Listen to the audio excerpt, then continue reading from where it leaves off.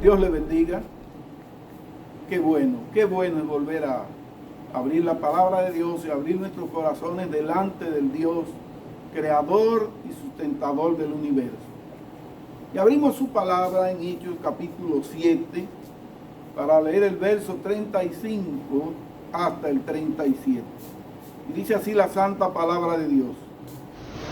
A este Moisés, a quien habían rechazado, diciendo: ¿quién te ha puesto por gobernante y juez? A este lo envió Dios como gobernante y libertador por mano del ángel que se le apareció en la zarza.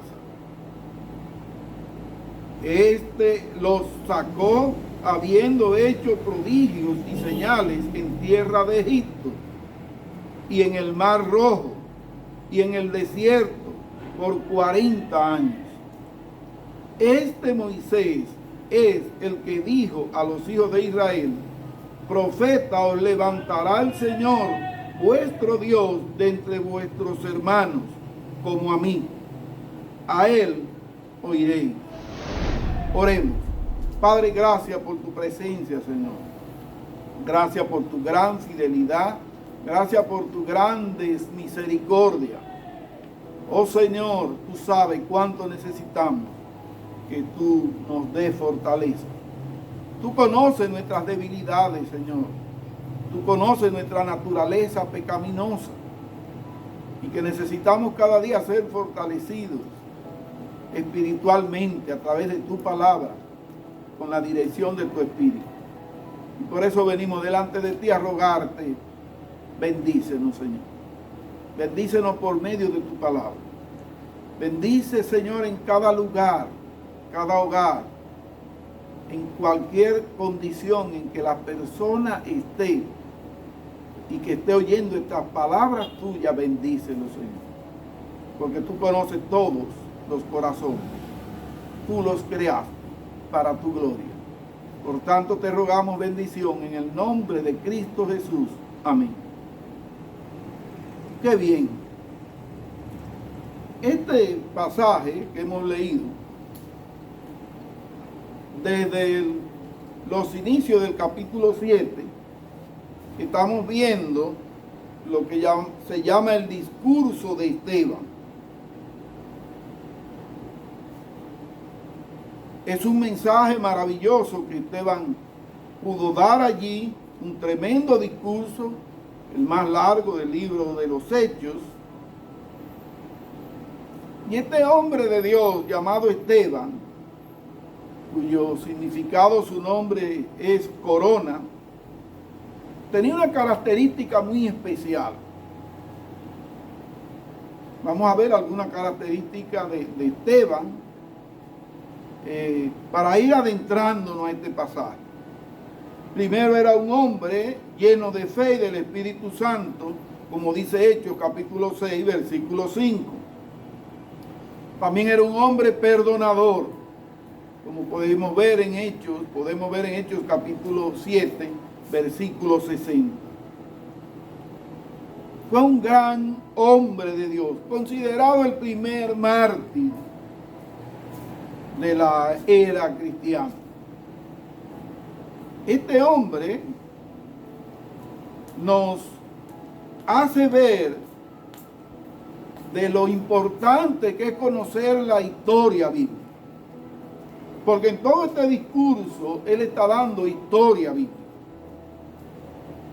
Cuando vemos en Hechos capítulo 6, versículo 8 al 11, para seguir conociendo a este gran hombre de Dios, dice la palabra de Dios allí: y Esteban, lleno de gracia y del poder, hacía grandes prodigios y señales entre el pueblo.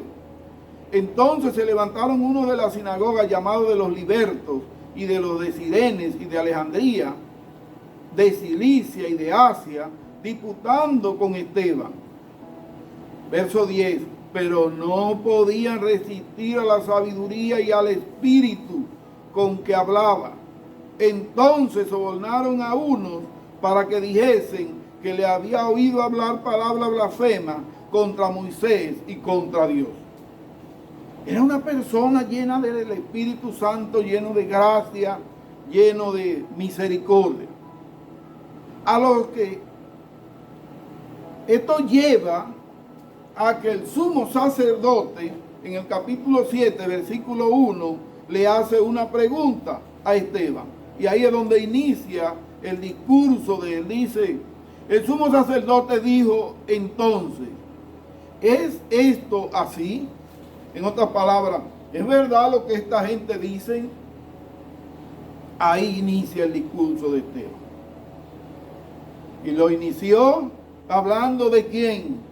¿Quién es el padre de la fe en el cristianismo? De Abraham. Inicia hablando de Abraham y habla de este hombre de Dios, recordando nosotros en Génesis 12, Dios le había dicho a Abraham que en ti serán benditas todas las naciones de la tierra. Bendeciré al que te bendijere y maldeciré al que te maldijere. Claro, él cita el pasaje de Génesis 15 más bien, en el versículo 13 y versículo 14, donde Dios le habló a Abraham de que la descendencia de él iba a durar unos 400 años de esclavitud. Luego de esto,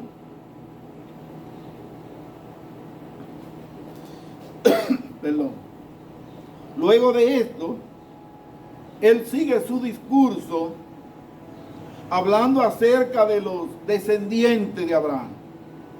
Como es lógico, el primero que tenía que mencionar era Isaac.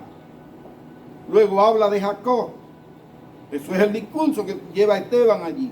Luego habla de las 12 tribus de los patriarcas. Y luego menciona a José de manera muy particular. En el versículo 18 del capítulo 7, dice la palabra de Dios allí de José, citando él el Antiguo Testamento, se ve que él había leído bien la palabra de Dios. Dice, hasta que se levantó en Egipto otro rey que no conocía a José, que no sabía nada de José. Y él está citando allí a Éxodo capítulo 1, versículo 8. Alguien, otro rey que no se interesó por la historia de Egipto, por esa descendencia, por lo que había hecho este gran hombre de Dios, y que viene ahora a establecer sus normas sin tomar en cuenta la trascendencia de José y de esa descendencia. Claro, se va a cumplir de todos modos la palabra de Dios. Y después de hablar de José, Esteban en su discurso histórico, en esta narración que trae, habla entonces de nuevo a Moisés, entra a hablar de Moisés. ¿Y quién era Moisés? Un hombre manso. Dice que uno de los hombres más mansos de la tierra. Continúa él su historia hablando de Josué, un hombre esforzado. Josué era un hombre realmente esforzado, obediente a la palabra de Dios. Luego habla de David. Reconocemos a David por muchas áreas, pero una de ellas muy importante era un gran adorador de Dios. Y luego habla de Salomón. Y al hablarse de Salomón se está hablando de sabiduría. Un discurso maravilloso ha dado este hombre aquí.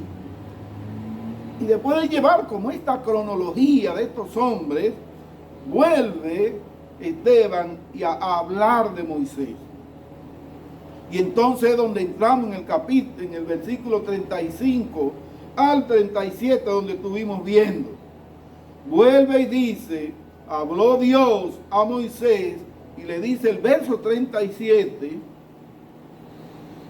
este Moisés es el que dijo a los hijos de Israel, profeta os levantará el Señor vuestro Dios de entre vuestros hermanos como a mí, a él oiréis. Mire qué palabra más maravillosa. Cuando él comienza a describir allí a Moisés y el trabajo que Dios había hecho a través de Moisés, cita Esteban precisamente ese trabajo que Moisés habló de alguien Oye, pero este mensaje ha hablado de todos los hombres grandes de Dios, de la historia, iniciando desde Abraham. No vamos a decir de todos, pero de una gran mayoría, de un grupo muy importante. Y él se detiene y menciona lo que dijo Moisés, que profeta, se levantará un profeta, como dice allí, bendito sea el Señor, profeta os levantará el Señor vuestro Dios de entre vuestros hermanos como a mí. El que me levantó a mí va a levantar a alguien y termina diciendo Moisés, a él oiré. Claro, él usa la palabra profeta como yo. Ellos debían entender que las palabras de Moisés iban más lejos que el simple hecho de decir como yo. Lo que está diciendo es que ha sido enviado, porque yo soy enviado de Dios, aunque la naturaleza del que venía, Moisés no iba a entrar en esos detalles, quizá el Espíritu Santo no se lo había revelado, era de mayor magnitud que la de él mismo Moisés. Por eso en Hebreos capítulo 3, versículo 1 al 3, dice que Jesús era de mayor, Jesús digno de mayor gloria, de mayor honor que Moisés. Porque que Jesús es Dios, fue Dios hecho hombre. Y cuando habla de esa grandeza, Moisés, de esa persona que iba a venir después de él, lo que le está relatando Esteban al pueblo que había sacrificado a Cristo, al sumo sacerdote, que habían sido parte, cómplice de la muerte de Cristo, le está haciendo historia para que vean que la persona a quien ellos habían sacrificado no era cualquier persona. Ya estaba profetizado de él por nada más y menos que por los escritos de Moisés. En otras palabras, está en el Pentateuco. Para los que solo quieren oír o leer y dejarse guiar del Pentateuco, si quieren ignorar a Jesucristo, están ignorando parte del Pentateuco. Porque la palabra de Dios revela allí que Moisés estaba hablando de Cristo. Y en Hebreo va más lejos cuando dice, este Jesús digno de mayor gloria. Por eso el apóstol Pablo, cuando menciona a Jesús en Romanos capítulo 9, versículo 5, dice, ¿de quiénes son los patriarcas? Y de los cuales según la carne vino Cristo, el cual es Dios sobre todas las cosas. ¿De quiénes son los patriarcas? Esos mismos que se estaban mencionando en la palabra de Dios, en este pasaje, en Hechos, capítulo 7, el versículo 8, cuando se está hablando de esa descendencia, dice el versículo 8, y le dio el pacto de la circuncisión, y así Abraham engendró a Isaac, Isaac le circuncidó al 8º día, e Isaac Jacob, y Jacob a los 12 patriarcas. Y ahora Pablo aquí dice, ¿de quiénes son los patriarcas? Y de las cuales según la carne vino Cristo, el cual es Dios sobre todas las cosas. Dios por encima de los patriarcas. Dios de Abraham, Dios de Isaac, y Dios de Jacob, y Dios de José, y Dios de David. Por eso David, aunque hablaba de su descendencia eterna proféticamente, le llamó Señor. Porque Jesús es nuestro Dios. Ahora, en todo este relato que trae Esteban, ese primer mártir de la historia cristiana, en el versículo 32 al 34 de Hechos, capítulo 7, dice, yo soy el Dios de tus padres, el Dios de Abraham, el Dios de Isaac, el Dios de Jacob. Y Moisés, temblando, no se atrevía a mirar. Y le dijo el Señor, quita el calzado de tus pies, porque el lugar en que estás es tierra santa. Y veamos lo que dice ahora el verso 34. Ciertamente he visto la aflicción de mi pueblo que está en Egipto, y he oído su gemido, y he descendido para librarlo. Ahora pues, ven, te enviaré a Egipto. Dios le dice allí a Moisés: mira, yo he visto la aflicción de tu pueblo. Y ahora yo te digo a ti, mira, Dios está viendo la aflicción de su pueblo. Y en aquel momento le dijo a Moisés: yo te envío a ti para liberarlo. Qué maravilloso que ahora quien nos libera es Cristo, con mayor gloria. Libertó al pueblo de Israel de la esclavitud de los egipcios. Pero ahora la promesa maravillosa está en Cristo. Dios usó a Moisés, pero ahora Cristo nos liberta. Por eso dice en Juan 8:24, porque si no creen que yo soy, moriréis en sus pecados. Ahora, en el mismo capítulo 8 de Juan, verso 36 dice: si Jesús le libera a su pueblo, si Jesús lo libertare, ¿qué somos? Somos verdaderamente libres, porque Jesús libera. ¿Estamos necesitando algún tipo de libertad hoy día? Sí, claro que sí. Estamos necesitando libertad de muchas cosas. El pueblo de Dios está necesitando, y por eso Dios permite muchas veces algunas circunstancias, porque el pueblo de Dios está necesitando ser liberado. Entienda bien y reflexione lo que le voy a decir delante de Dios. Si no es cierto, de la apatía tiene que liberar, que no nos interesa muchas veces ni siquiera a nuestros propios familiares, y a la hora de morir irán al cielo o al infierno. Si su vida está agradando a Dios o no, a veces no le damos importancia a eso. Y necesitamos ser librados de esa apatía, de la negligencia que tenemos. No somos esforzados. Usted no ve la historia que viene narrando Esteban, este gran hombre de Dios. Y a todos estos hombres de Dios tenían características importantes.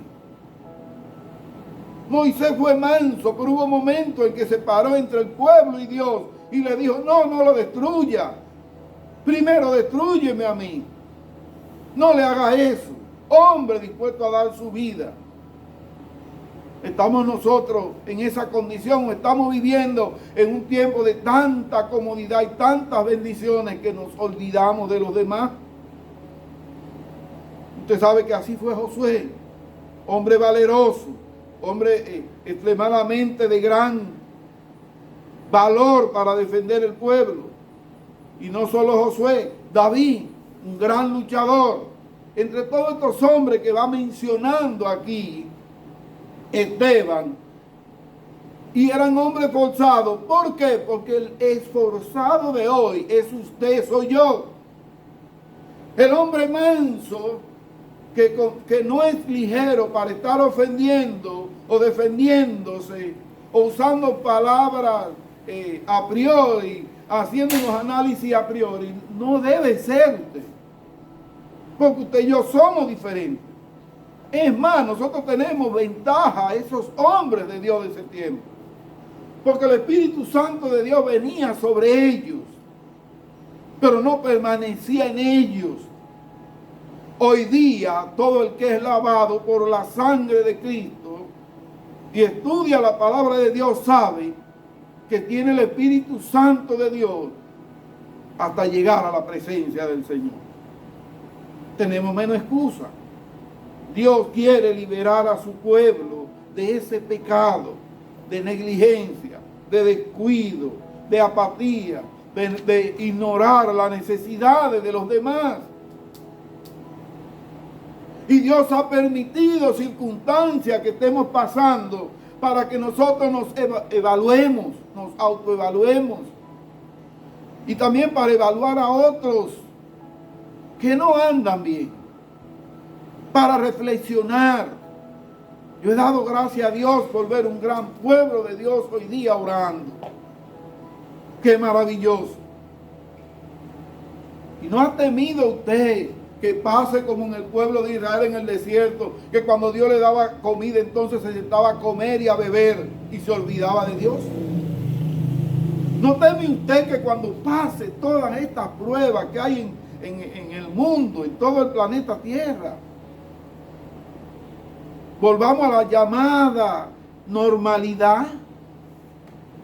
O sea, hacer lo mismo que hacíamos antes. No espere la decisión de los demás. Tome usted una decisión ahora. ¿Cómo va a ser su vida cuando Dios restaure este tiempo? Cuando Él nos libere en este tiempo. Porque este mundo necesita de los hijos de Dios. Nosotros necesitamos servirle al Señor. El mundo tiene que ver una gran diferencia. Y eso lo pueden hacer aquellos que han sido lavados por la sangre de Cristo. Un tremendo mensaje que da Esteban, todo histórico, todo influyente, pero observe este mensaje, cómo va terminando. Yo quiero leer en el capítulo 8, el versículo 1 y el 4, lo que dice la palabra de Dios allí. Dice, Hechos capítulo 8, versículo 1 y 4 dice, y Saulo consentía en su muerte. En aquel día hubo una gran persecución contra la iglesia que estaba en Jerusalén, y todos fueron esparcidos por la tierra de Judea y de Samaria, salvo los apóstoles. Ahora leamos el versículo 4. Pero los que fueron esparcidos iban por todas partes, haciendo ¿qué? Anunciando el evangelio. Gloria a Dios. Dirá usted, pero ahora no hemos sido esparcidos, hemos sido trancados en nuestras casas. Sí, para que comencemos a predicar en nuestras casas. Dios no se equivoca. Para que comencemos a orar en nuestras casas. Y el tiempo que tenemos, según la ciencia, determina que para uno crear un hábito necesita tener X tiempo practicándolo.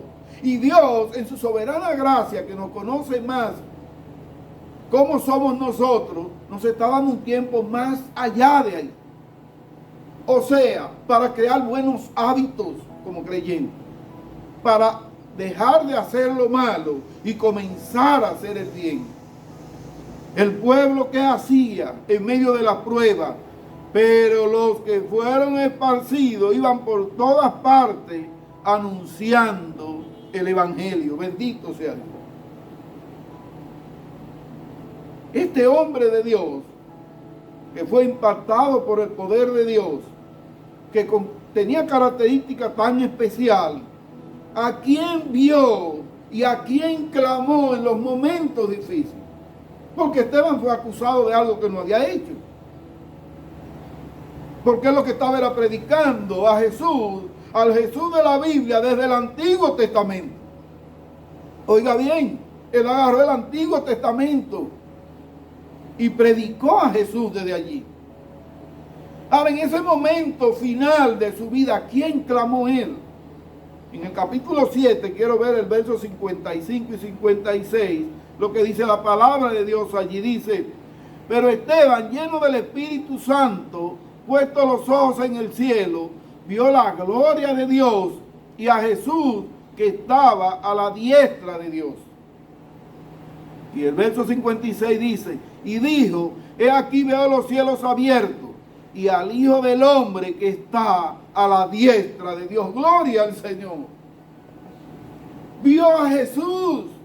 La conclusión histórica de su mensaje, de su largo mensaje histórico que está dando allí de manera cronológica, es Jesucristo. ¿Y dónde lo vio? Para que le doliera más a muchas personas que hoy día se atreven a decir que Jesucristo no es Dios.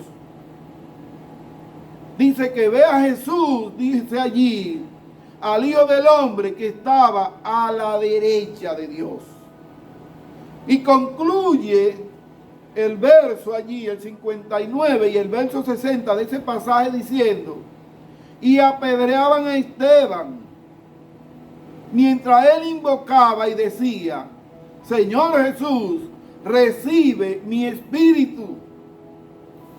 Y puesto de rodillas, todavía en los momentos finales de su vida, él sigue viendo a Jesús y sigue humillado delante de Dios. Y dice, y puesto de rodillas, clamó a gran voz.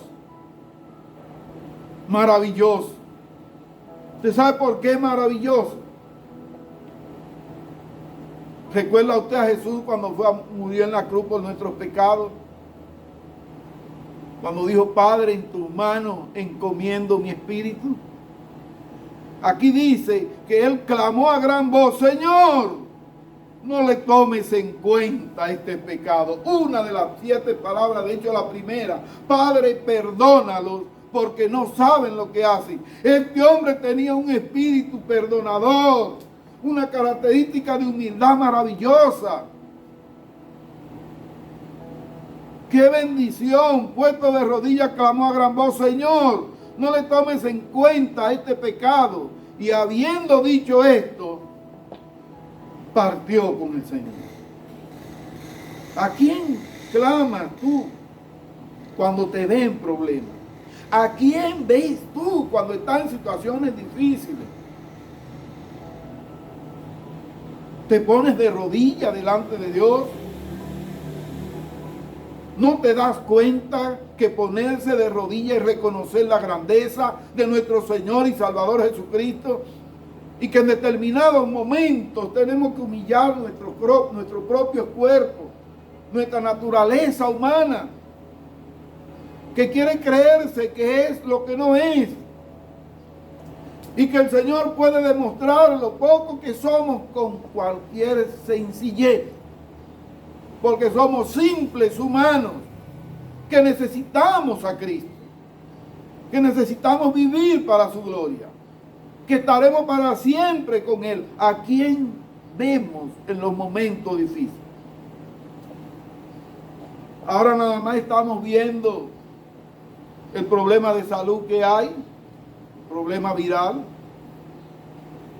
No estamos viendo el problema de nuestra vida delante de Dios.